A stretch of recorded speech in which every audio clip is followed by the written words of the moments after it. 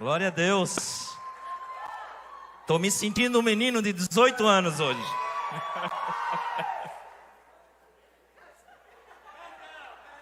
Glória a Deus. Você pode tomar assento. Cristo? Cristo? Só não pode faltar, né? Você está feliz com Jesus? Graça e paz, igreja, jovens, fire. Eu estou muito feliz, Quero agradecer a todos, né, todo o carinho, o recebimento, a apresentação. Essa pequena apresentação já passou um filme na minha cabeça, né? Lembrando de muitas coisas, de muita história, desde quando nós iniciamos esse trabalho aqui e continuamos fazendo a obra de Deus. Hoje nós temos Fire em vários continentes. Pregando a palavra do Senhor. Queridos, eu recebi um desafio e eu quero dizer aqui para vocês que foi um grande desafio para mim, esse tema. Porque quando eu recebi o convite, imediatamente o Espírito Santo colocou uma palavra ao meu coração. E depois eu recebi o tema, e aí houve um conflito muito grande. Hoje, por exemplo, eu estava, Senhor, o que o Senhor deseja, por que isso? E hoje, mais uma vez, foi lido aqui esse tema, né? Mateus 3:3, porque este é o anunciado pelo profeta Isaías, dizendo: a voz de um clamando no deserto, preparai o caminho do Senhor. Até aí tudo bem, estava tudo certo, mas a palavra que Deus colocou no meu coração estava dando um conflito com esse tema. Eu disse: Senhor, eu não estou entendendo, o Senhor não é um Deus de confusão, o Senhor traz clareza às coisas, me traz luz a essa palavra. E o Espírito Santo dizia para mim: lê de novo esse versículo. E eu li muitas e muitas vezes, quando eu me deparei que depois dessa frase, preparai o caminho do Senhor, existe uma vírgula e diz: fazei planos seus caminhos. Aí mesmo é que complicou a situação. Mas nós temos o nosso Google que nos ajuda de vez em quando, né? E eu fui nele. E eu fui procurar uma versão, e eu achei uma versão assim, ó. Mateus 3:3. Olha a versão. Porque este é o anunciado pelo profeta Isaías, que disse: voz do que clama no deserto, preparai o caminho do Senhor, vírgula, endireitai as suas veredas.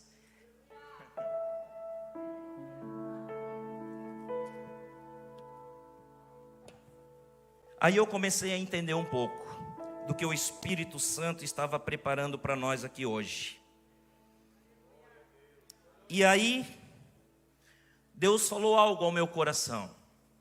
Deus falou assim, ó: Jairo, hoje, nessa reunião, nessa conferência, vai ter muitas pessoas que estão no caminho, muitas pessoas que estão à beira do caminho, muitas pessoas que estão fora do caminho.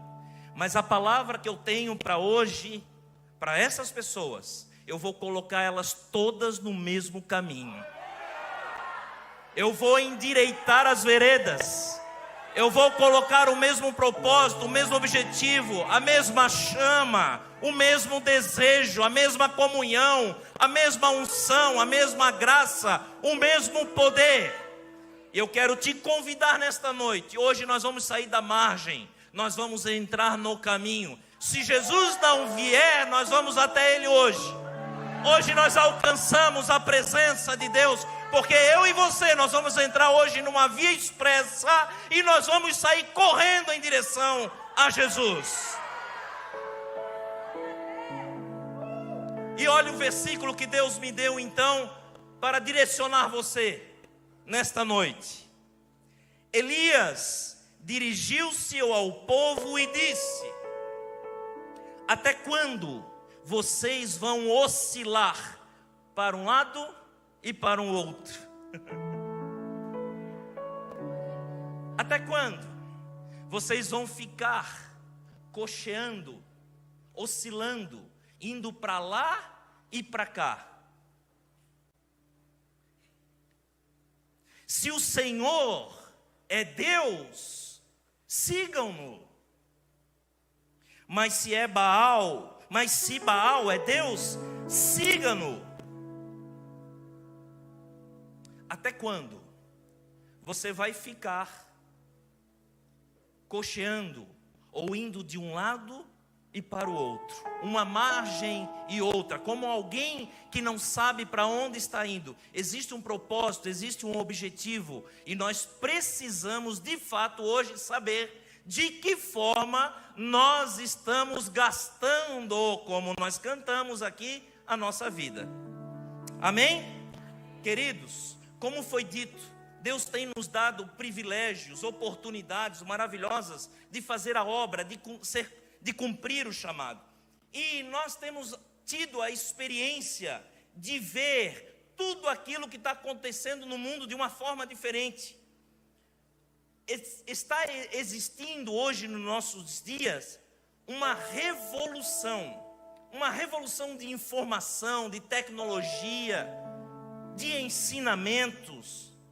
Olha, como pode hoje nós viajarmos tão rapidamente de um lugar para o outro?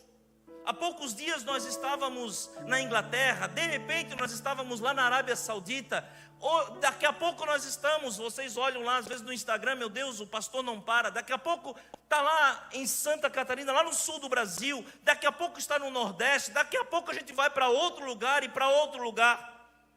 Isso é a tecnologia, o avanço, a revolução que está acontecendo.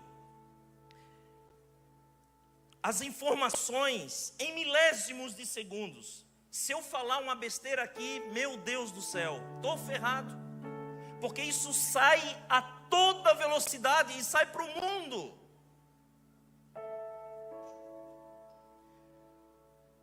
O nosso nível de espanto, nós estamos inseridos nisso. E o nosso nível de espanto com relação a essas informações, a essas novidades, estão diminuindo, porque isso está fazendo parte do nosso dia a dia.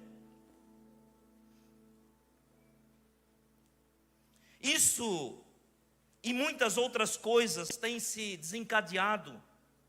A forma que as pessoas se veem comparando com aqueles que veem, por exemplo, nas redes sociais, algo para o qual não estávamos preparados.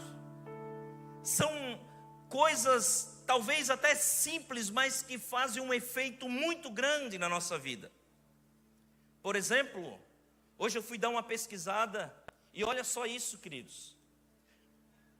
O Instagram do Cristiano Ronaldo tem 560 milhões de seguidores. Lionel Messi, 440 milhões de seguidores. Selena Gomez, eu nem conhecia ela, fui ver hoje. As mulheres conhecem, né? Pela risada ali já identificaram. 399 milhões de seguidores. Essas pessoas que têm essa influência, que tem milhões de pessoas seguindo, elas têm uma influência. E nos chama muito a atenção, e chama a atenção principalmente dos jovens, adolescentes, a ostentação, o luxo. Parece que essas pessoas são perfeitas, porque tudo que aparece ali é muito lindo, tudo é muito maravilhoso, é perfeito. Parece que as pessoas não pegam nem gripe, pastor.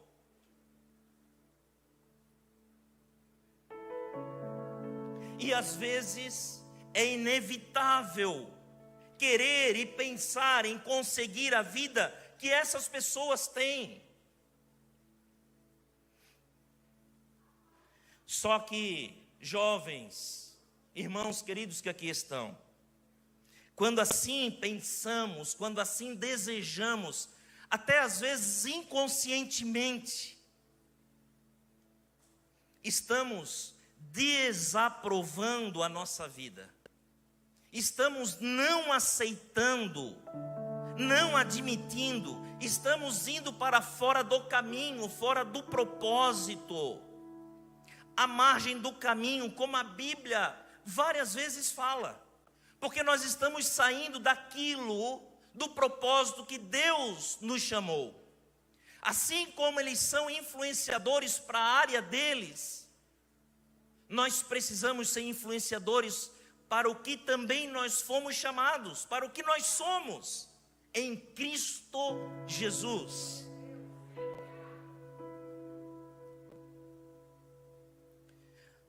A realidade é que estas referências que nós vemos nas redes sociais nos mostram a parte toda agradável das suas vidas. Raramente vemos o que realmente acontece na vida dessas pessoas no dia a dia. Nós não vemos essas pessoas levantando de manhã, penteando o cabelo, escovando o dente, arrumando os filhos, saindo para o trabalho, sabe? Nós não vemos isso. Os problemas, as perturbações, as angústias, a tristeza, a dor, o cansaço, isso não é mostrado. Nós até vemos em algumas entrevistas com essas celebridades, é até às vezes fácil identificar a agenda dessas pessoas. É uma correria tremenda. São agendas apertadas que dificilmente passam tempos na rede social, por exemplo. É fácil de perceber que quem de fato administra a rede social dessas pessoas são pessoas terceirizadas. Existe um marketing, existe alguém vendendo a sua imagem.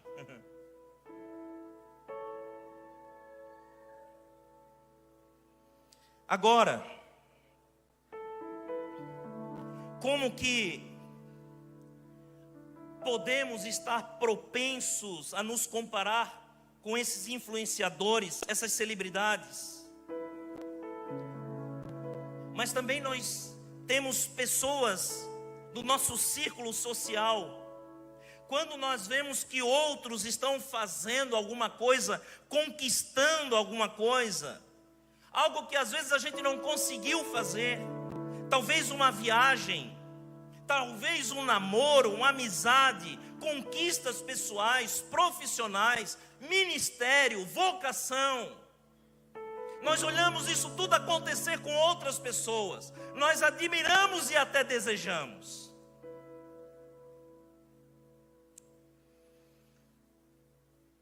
Somos influenciados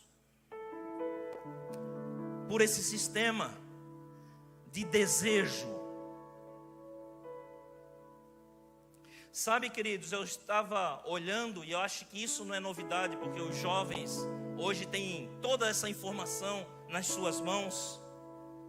Mas hoje é normal uma pessoa gastar 7 horas por dia na rede social.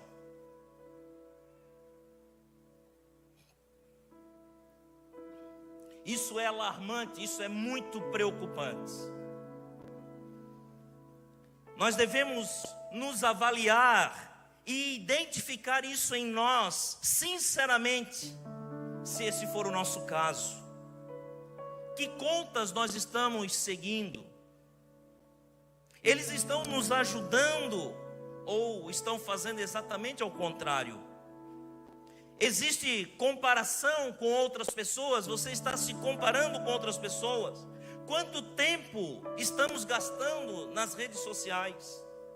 Até que ponto ver essas vidas aparentemente perfeitas está edificando algo na nossa vida? Está acrescentando algo na nossa vida? Pastor, e aí, pastor, o que isso tem a ver com a nossa vida espiritual? Qual o embasamento disso na Bíblia Sagrada? Nós somos uma igreja que preserva e que tem a Bíblia como um manual. Eu posso identificar isso muito tranquilamente esse tipo de comportamento com a vida de Saul. E é uma vida muito curiosa que esse homem teve. Ele foi ungido e coroado rei sobre o povo de Israel. Sabe, esse homem, ele tinha grandes virtudes, ele tinha muitas qualidades. Saul era um homem valente, era um homem corajoso, era um homem decidido, era um homem modesto. Ele tinha uma figura imponente, ele era de alta estatura, ele sobressaía todos acima dos ombros. Ele era popularmente conhecido pela importância da sua família, que era da tribo de Benjamim. Olha o currículo desse homem, olha o status que esse homem tinha, rei de Israel, reconhecido. Teve vitórias no campo de batalha, mas chegou um tempo, a história diz que ele conheceu um homem, um menino na verdade, chamado Davi, que também era um homem obediente, também era guerreiro e também era músico. 1 Samuel 18:5 diz assim: tudo o que Saul pediu a Davi, ele fez com sucesso. Como resultado, Saul o nomeou comandante dos homens de guerra, uma nomeação que foi bem recebida tanto pelo povo quanto pelos oficiais de Saul. Que maravilha! Se um homem é bom, ótimo. 2 homens bons no reinado, melhor ainda.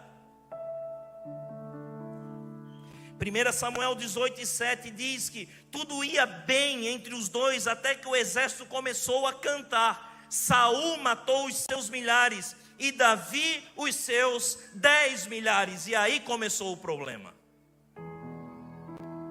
E aí é que começa o problema de muita gente. É aí que começa o problema se nós não estivermos atentos. Começa uma situação. O que irritou o rei Saul e o levou a se comparar com Davi. Essa situação estava ficando fora de controle. Saul não conseguia encontrar mais paz por causa desse homem. Perturbava a presença de Davi.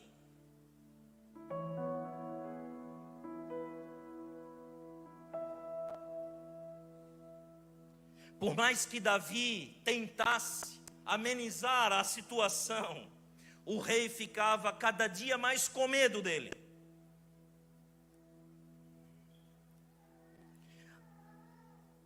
Olha o que acontece com esse homem, a qual nós conhecemos, a qual nós já identificamos todas as suas qualidades.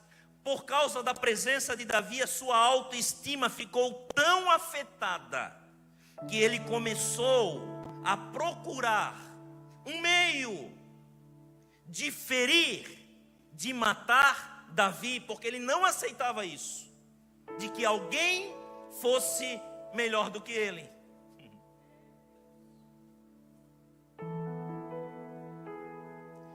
Samuel 18:12-16 diz: então Saul teve medo de Davi, porque o Senhor estava com Davi, mas se afastou dele. Finalmente ele o expulsou de sua presença e o nomeou comandante de 1000 homens. E Davi liderou fielmente as tropas na batalha. Davi continuou a ter sucesso em tudo o que fazia, porque o Senhor estava com ele. Quando Saul reconheceu isso, ficou ainda com mais medo dele. Mas todos em Israel e Judá amavam Davi, porque ele teve muito sucesso em liderar suas tropas na batalha. Saul encheu o seu coração de tanta raiva que ele ficou cego. Ele ficou cego da sua identidade, do seu chamado, das suas qualidades. Ficou confuso sobre quem realmente ele era. Esqueceu completamente que ele era o rei daquela época, que ele tinha sido ungido pelo Senhor para cumprir aquela missão. Mas ele preferiu bloquear todas essas informações, todas essas qualidades. ele bloqueou isso e se concentrou em matar, destruir Davi. 1 Samuel 19:1 diz que Saul disse a seus servos e ao seu filho Jonatas que matassem Davi. Olha aonde chega o nível de comparação. A Bíblia diz que um pecado chama outro, um abismo chama outro abismo. E começa de forma muito sutil. Uma visualização, uma curtida, começa a seguir, começa a acompanhar. Daqui a pouco desce ao coração o desejo de ser, o desejo de ter. O problema, querido, é que esse é o caminho errado de buscar algumas coisas para nós. É isso que Deus está dizendo. É isso que o Espírito Santo está ministrando. O problema não é buscar, o problema não é ter, o problema não é ser usado por Deus, o problema não é ter qualidades, não é ter ministério, dom, esse não é o problema. O problema é o caminho a qual nós andamos para buscar alguma coisa para a nossa vida.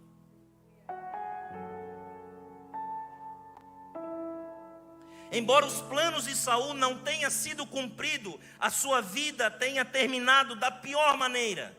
Uma pequena comparação fez tanto mal em sua vida que levou-o a um extremo de medo. Ele se esqueceu completamente do seu trabalho, ficou profundamente obcecado pela vida de Davi e seus triunfos que ele deixou de viver na sua própria vida. Precisava isso? Um rei precisava isso?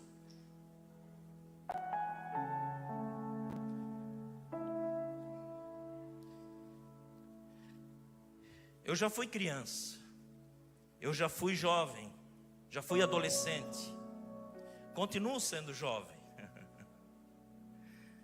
E eu tenho certeza que muitos aqui já passaram por isso, estão passando, vão passar. E eu também já fiz essas perguntas. Quantos de nós já desejamos viver outra vida?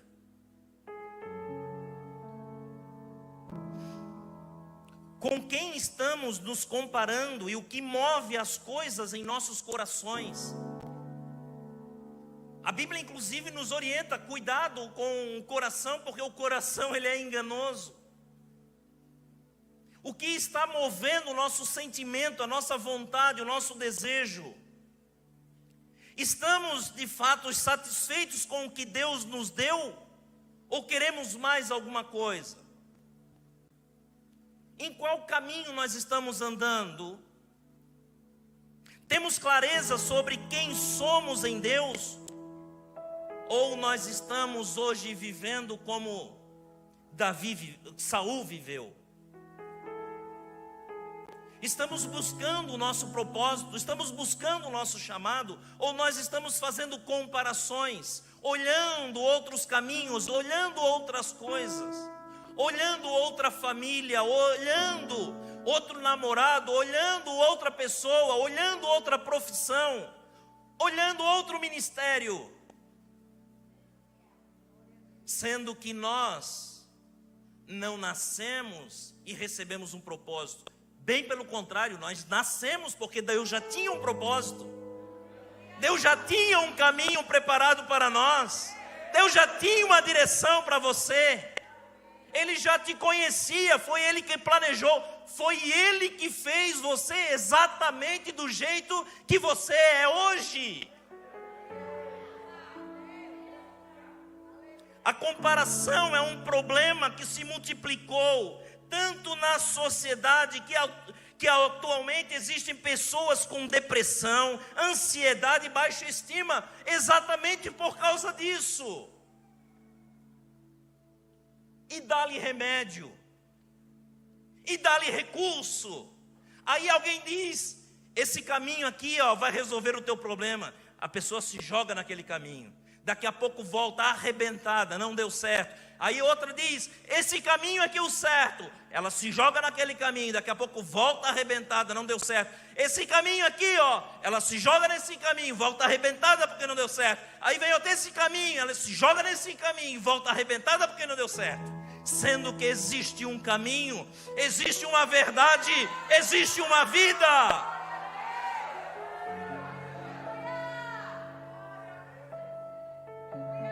João 1:12.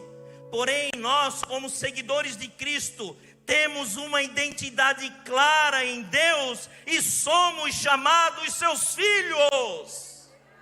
Ah, meu Deus, se você entender isso, queridos, nós não somos qualquer um, nós não somos órfãos, nós somos filhos de um grande Deus.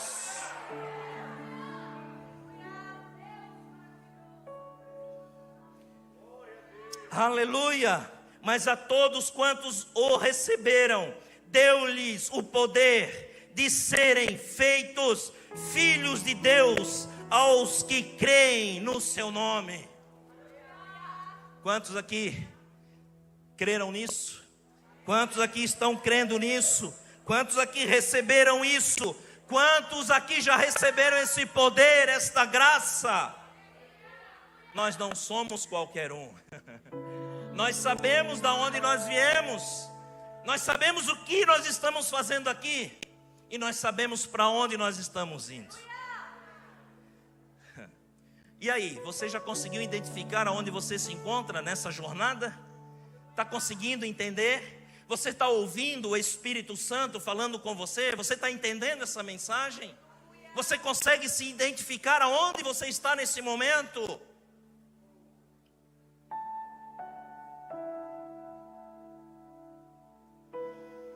Sabe, se nós entendermos isso, nós seremos, queridos, iguais crianças, abraçando esta verdade, colocando como uma bandeira na nossa vida e saindo correndo, como aconteceu aqui, pulando, celebrando, se alegrando. E não fica só aqui, vai para casa assim. O pai estranha, meu Deus, o que está acontecendo com meu filho, né? O marido estranha a esposa estranha o marido. Meu Deus, o que está acontecendo? Que alegria é essa? Ganhou aumento, será? O que está acontecendo com essa pessoa? Que notícia ela recebeu? O que eu não estou sabendo? O que está acontecendo? E a situação vai piorando, porque daí a pessoa vai para a escola, vai para o trabalho, aí que piora a situação. Meu Deus, que tanta alegria é essa? Será que vai ser promovido? Esse infeliz vai sair na minha frente? E aí, o que está acontecendo? Por que tanta alegria? Por que tanta certeza? Por que tanta convicção? É simples, porque eu sou filho de um grande Deus. Ele tem o controle de tudo na minha vida. Sabe, querido, nós somos herdeiros e co-herdeiros de Cristo. Romanos 8,16 diz: o próprio Espírito testemunha ao nosso espírito que somos filhos de Deus.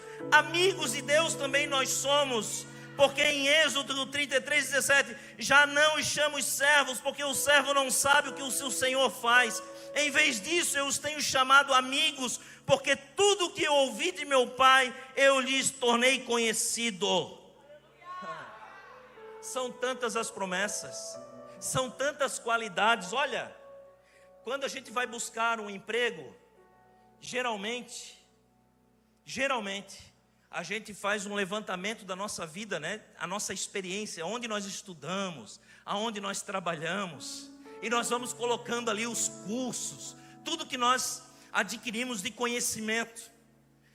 Isso é no nosso mundo físico aqui. No mundo espiritual é diferente.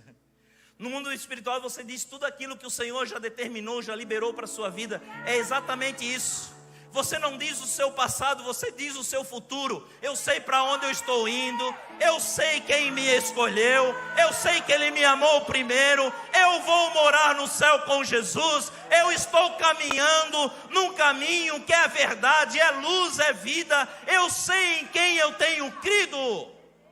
Esse é o nosso currículo, é isso que eu estou lendo. Nós somos herdeiros. nós somos amigos, nós somos resgatados e libertos do reino das trevas, nós temos novas criações, somos povo escolhido, somos cidadãos dos céus. Que currículo maravilhoso é esse, irmão?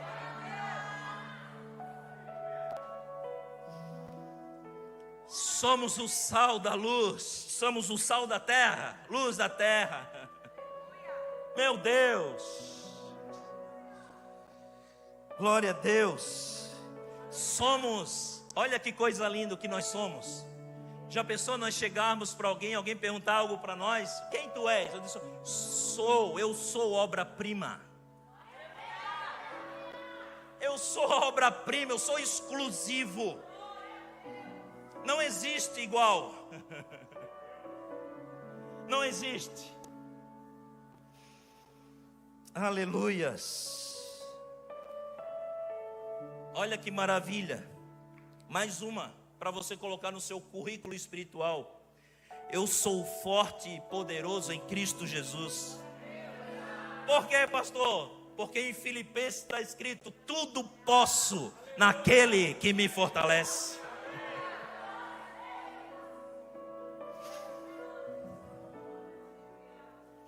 Você vai fazer obras maiores do que Jesus fez aqui na terra. E essa eu aprendi há alguns dias, eu vou fazer aqui para vocês verem.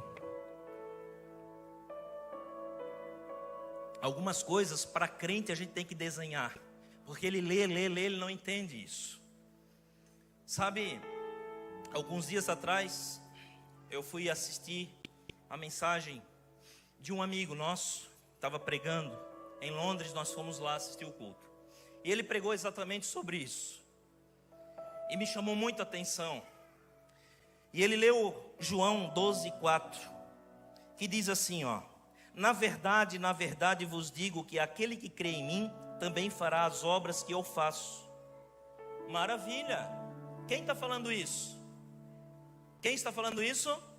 Jesus. Quem está falando isso? Quem está falando isso? Ele está dizendo, Jesus está dizendo isso.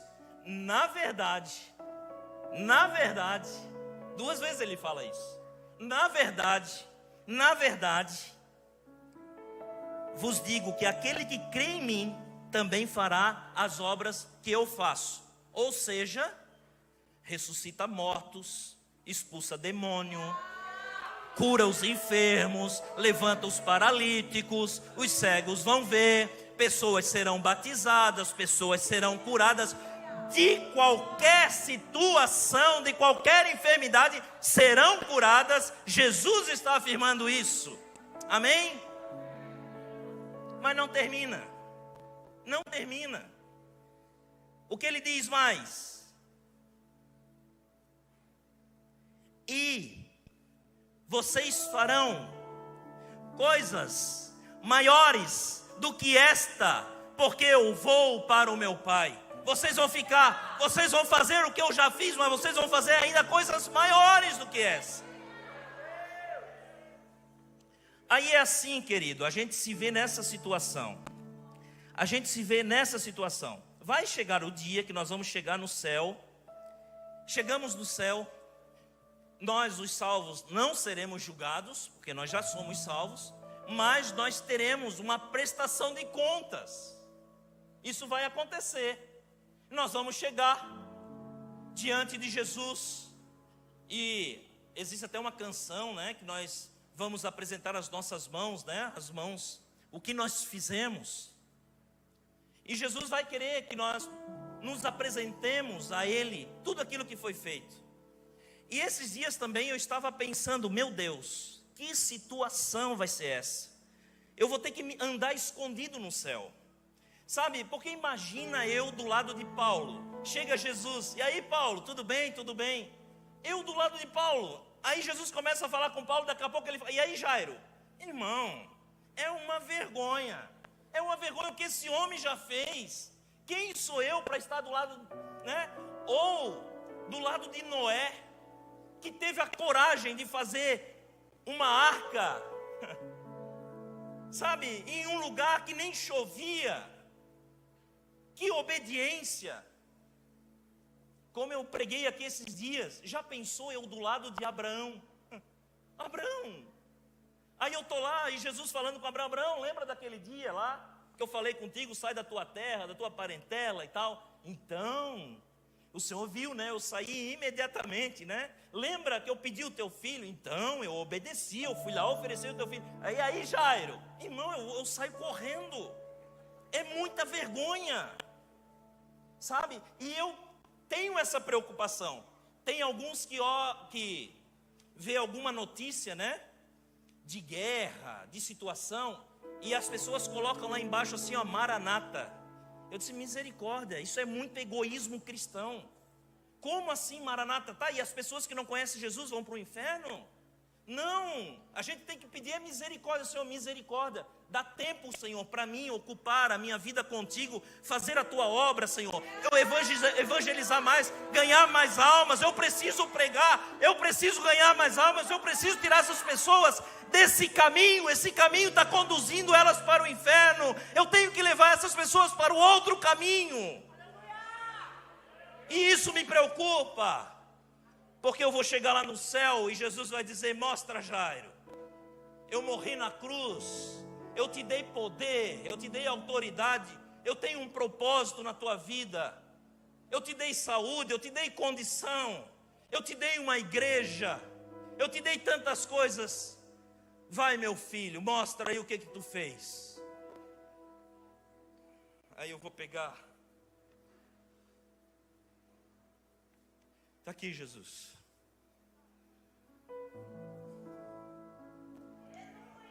Aí Jesus vai olhar aquilo lá. Tem mais alguma coisa aí, Jairo? Não, Jesus. O Senhor sabe, né? Tu tem certeza que tu não trouxe mais nada aí? Não, é isso mesmo? É, Jesus. É isso aqui. Aí Jesus vai ficar meio que... Aí ele chama um anjo e diz: anjo, chegou o Jairo aí, ó. E eu perguntei sobre o que ele fez lá.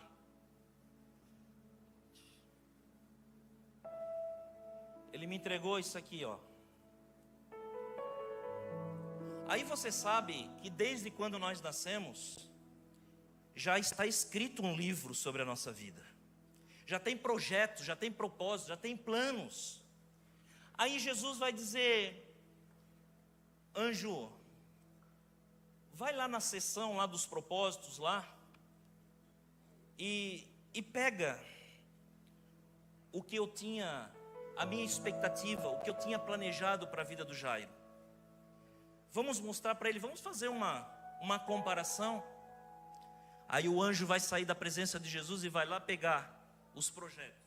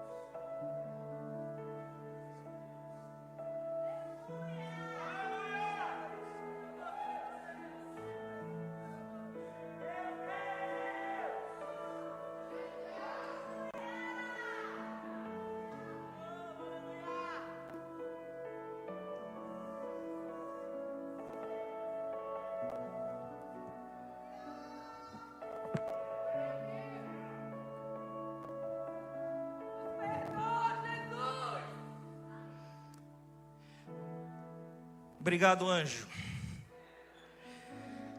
Jairo, o que eu tinha preparado para ti era isso aqui, Jairo. Foi isso aqui que eu escrevi, Jairo. Desde quando tu nasceu, Jairo. Desde quando tu nasceu, eu tinha escrito a tua história. Está aqui a tua história. Desde o teu primeiro ano de vida, o segundo ano de vida, o terceiro ano de vida, eu te acompanhei em todas as situações, em todas as circunstâncias. Jairo, eu nunca te abandonei. Jairo, a minha expectativa era que tu cumprisse o teu chamado, era que tu cumprisse a tua missão. Jairo.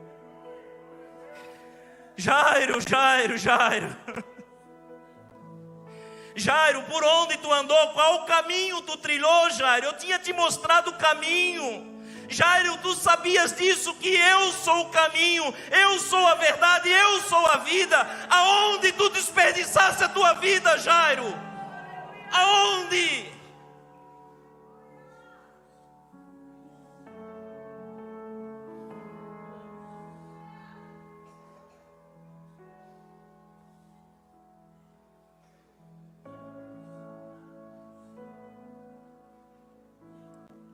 Qual caminho eu devo seguir, pastor? Qual caminho eu devo andar? Qual caminho eu devo trilhar? João 14:6. Toda criança sabe, todo novo convertido aprende isso, que Jesus, Ele é o caminho, a verdade e a vida. Ninguém vai ao Pai a não ser por Jesus Cristo.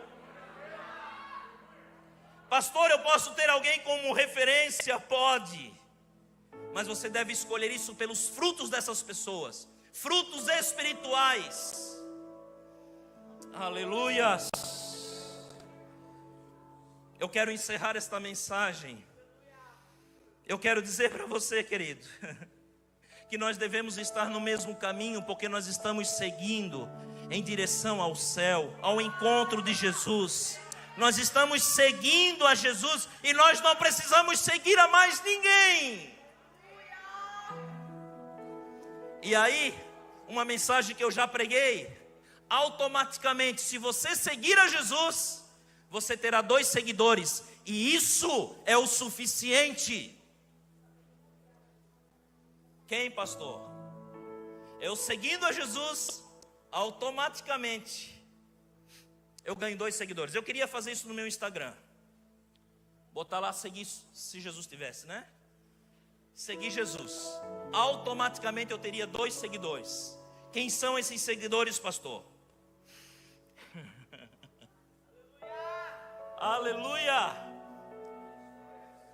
Certamente, se você estiver nesse caminho, certamente que a bondade, a misericórdia me seguirão todos os dias da minha vida, e habitarei na casa do Senhor por longos dias.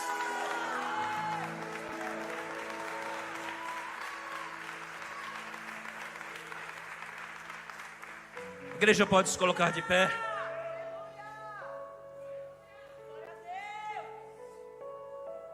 Isso me incomodou. Bondade e misericórdia. E eu perguntei ao Espírito Santo: isso é suficiente? Espírito Santo, isso é suficiente para nós andarmos nos teus caminhos, andar em retidão contigo? Isso é suficiente? Ter a tua bondade, a tua misericórdia me seguindo, isso é suficiente? O Espírito Santo disse: claro que é. E aí eu vou dizer para você, mais uma vez, querido, o Google aceitou a Jesus, porque ele fala cada coisa. Eu estou impressionado com o Google. Sabe, verdades, até o Google está pregando. Até o Google está pregando a palavra do Senhor. Porque eu fui lá e eu perguntei para o Google: Google, me explica, me ensina, me mostra o que significa essa bondade, essa misericórdia.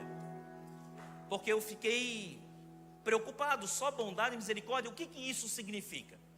Aí eu vou dizer para você, e se você estiver precisando disso, eu já quero te convidar para você sair do seu lugar. Se você se identificar com isso que eu vou ler, saia do seu lugar e venha para frente. Porque bondade e misericórdia significa benevolência, amizade, benignidade, caridade, complacência, estima, favor, generosidade, simplicidade, singeleza, brandura, delicadeza, docilidade, macieza, mansidão, moderação, suavidade, ternura, amor, beneficência, compaixão, doçura, humanidade, condescendência, tolerância, ascendência, acessão, comprazimento, serenidade, amparo, auxílio, benefício, graça, proteção, altruísmo, desprendimento, gentileza, elegância, fineza, garbosidade, polidez, perdão, compreensão, solidariedade. Se você quiser mais, procura no Google, que eu só fiz assim um estudo rapidinho. É tudo que nós precisamos. É tudo que nós precisamos. E tudo isso que eu li, em muitas dessas pessoas que são referências para milhões de pessoas, elas não têm. Elas não têm. Bem pelo contrário. Bem pelo contrário. Aonde você está no caminho? Aonde você está no caminho?